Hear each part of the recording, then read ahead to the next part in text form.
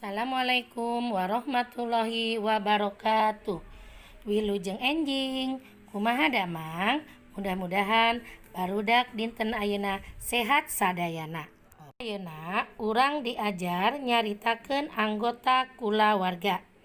Titenan gambar kulawarga di handap ieu. Sastra, Marni, Asep, Ira, Susi. Anak-anak sekarang dibuka halaman 84. Pek baca bari nitenan gambar. Ayo bacalah sambil mengamati gambar. 1. Pak Sastra jeung Bu Marni kolot Ira. Berarti di gambar atas ada Pak Sastra dan Bu Marni, orang tua Ira. Kemudian Asep, Ira, Susi, putra Pak Sastra jeung Bu Marni. Asep, Ira, Sustri, anaknya Pak Sastra dan Bu Marni. Nomor 3, Asep lanceuk Ira. Asep kakak Ira. Nomor 4, Susi adik Ira. Susi adiknya Ira. Nomor 5, Asep jeung Susi dulur teges Ira. Asep dan Susi saudara kandung Ira. Nomor 6, Ira jeung Asep lanceuk Susi.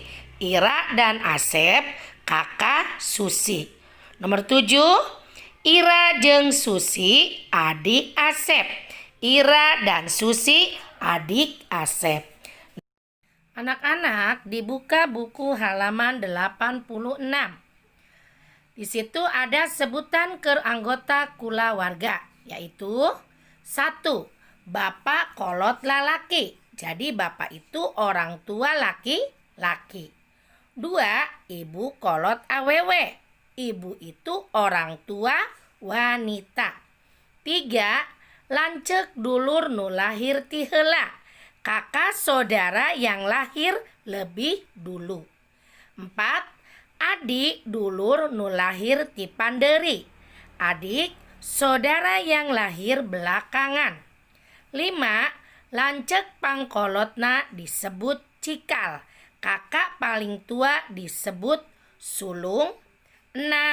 Adik pangpangderina disebut bungsu. Adik terakhir disebut bungsu. Pancen tugasnya silakan anak-anak kerjakan halaman 86 dan 88 di buku paket. Demikianlah materi hari ini. Kurang lebihnya mohon maaf.